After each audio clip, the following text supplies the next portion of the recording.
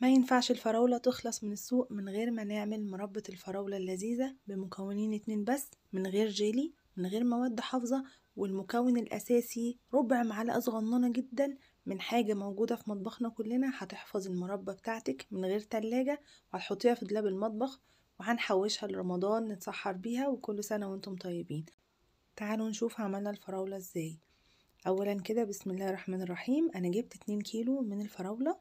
اليومين دول سعرها مناسب جدا، الكيلو تقريبا ب15 جنيه. فراولة جميلة جدا مفيهاش واحدة بايظة. هبدأ كده اقطع كده الجزء الاخضر اللي فوق بالسكينة، ولو في حتة من فوق بيضة كده او ناشفة انا مش عايزاها هشيلها برضو بالسكينة.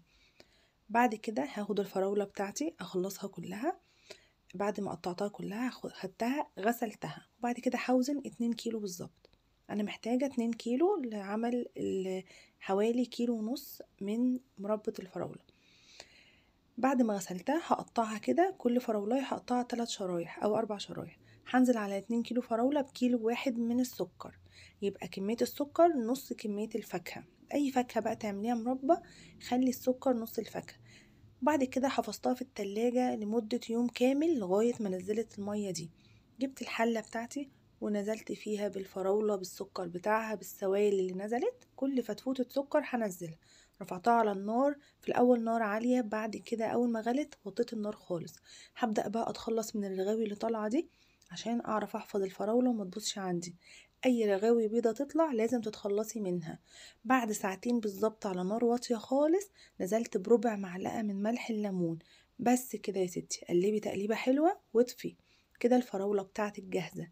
سيبيها بقى لما تبرد خالص. انا طفيت النار دلوقتي، سبتها بقى لما بردت خالص. وبعد كده جبت برطمان غسلاه كويس ومنشفاه مفيهوش نقطة مية. حفظت بقى الفراولة دي في البرطمان. لازم الفراولة تكون بردت، ولازم البرطمان يكون ناشف تماما علشان تضمني ان هي تعيش معاكي في دولاب المطبخ، مش هيحصل لها اي حاجة. قومي جربي الوصفة واعملي حسابك على 6-7 كيلو فراولة، لانها بجد تحفة وتستاهل. وحرمي بقى بعد الوصفة دي انك تشتري مربى الفراولة جاهزة تاني او اي نوع مربى. وفري بقى واملي بيتك خير. وقولولي لو الفيديو عجبكم، مستنية رأيكم في الكومنتات. أشوفكم في فيديو جديد، والسلام عليكم ورحمة الله.